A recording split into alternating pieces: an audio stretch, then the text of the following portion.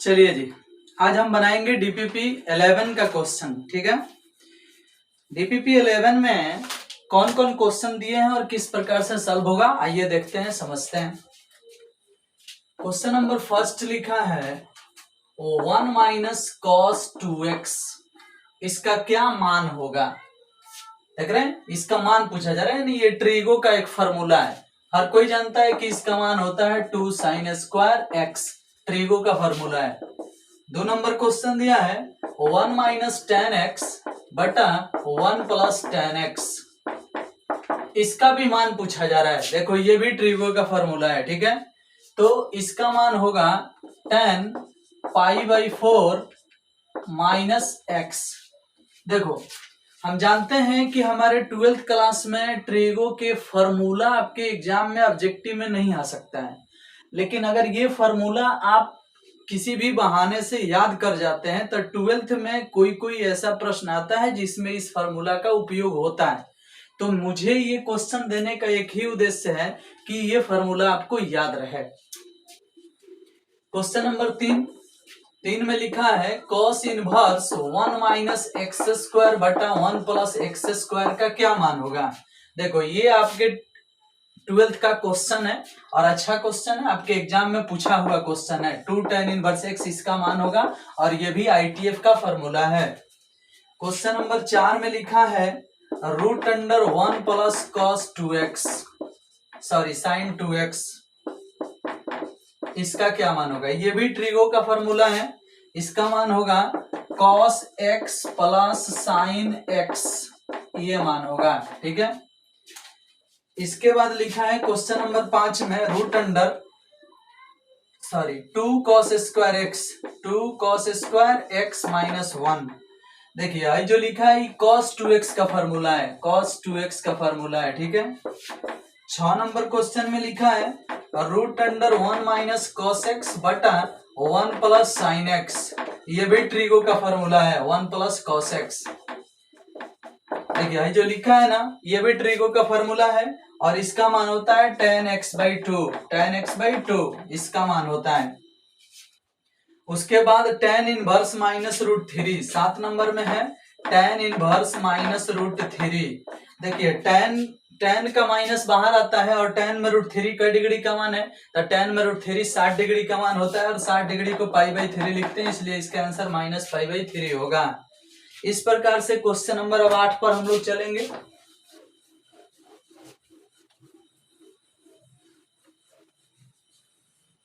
चलिए देखिए, तो क्वेश्चन नंबर 8 जो है 8, इसमें लिखा है cos इनवर्स माइनस एक्स का मान। देखिए, ये भी आईटीएफ का क्वेश्चन है। अब आईटीएफ के प्रॉपर्टी है पाई माइनस होता है cos inverse x. Question number 9 देखिएगा, 9 में लिखा गया है tan inverse x plus cot inverse x.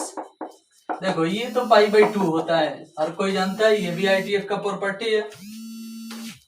Question number 10, e के पावर log x का मान पूछा गया है, क्या होगा। देखिए, e के पावर log x का मान हमेशा x होता है, e log लेके भाग जाता है तो x आंसर आ जाता है, समझ में आया। और ये कंडीशन x ग्रेटर देन 0 के लिए होता है, तो बगल में x ग्रेटर देन 0 लिखा भी है, तो आप देख लीजिएगा इसका मान होगा कितना, e log लेके भाग जाएगा तो x होगा। क्वेश्चन नंबर 11 में लिखा है log a to the base b गुने log b to the base a, ये लघुगणक का फॉर्मूला है और इसका मान होता है 1। इसके बाद क्वेश्चन नंबर 12 में लिखा है साइन इनवर्स रूट 3 बाई 2। देखिए भैया, रूट 3 बाई 2 साइन इनवर्स में मिलता है और साइन इनवर्स हटा दीजिएगा तो खाली रूट 3 बाई 2 इसका आंसर होगा। क्वेश्चन नंबर 13 देखिएगा, 13 में लिखा है dr बटा dt का मान ऑलरेडी दिया है 3 cm पर सेकंड दिया है और a बराबर पाई आर स्क्वायर है, a बराबर पाई आर स्क्वायर है, तो dA कह रहा है कि dA बटा dt r बराबर 3 पर बताइए, तो इसका DC करो, dA बटा dt निकालोगे तो 2 घूम जाएगा तो 2 पाई r इंटू dr बटा dt आएगा। अब r बराबर 3 पर निकालना है, नीचे लिखा है r बराबर 3 पर, तो r बराबर 3 पर जब निकालने जाओगे तो यहाँ 3 रख दो, तो 3 दूनी 6 पाई हई हो गया। गुण dr बटा dt का मान 3 है तो गुने 3 तो 6 18 पाई हो गया सेंटीमीटर स्क्वायर पर सेकंड। अब 18 पाई इसका आंसर होगा जो कि ऑप्शन नंबर सी में है। ठीक इसी प्रकार कह रहा है 14 नंबर में घन के भुजा x हो तो घन के पृष्ठीय क्षेत्रफल बताएं।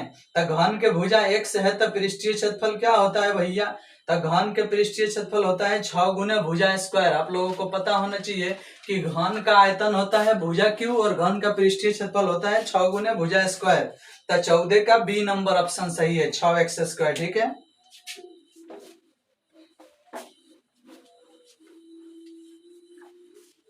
चलिए 14 के बाद हम लोग 15 नंबर पे चलते हैं। log 3 का डीसी पूछा गया है।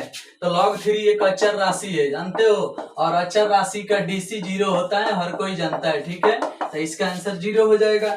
15 के बाद हम लोग अब 16 नंबर क्वेश्चन में चलेंगे।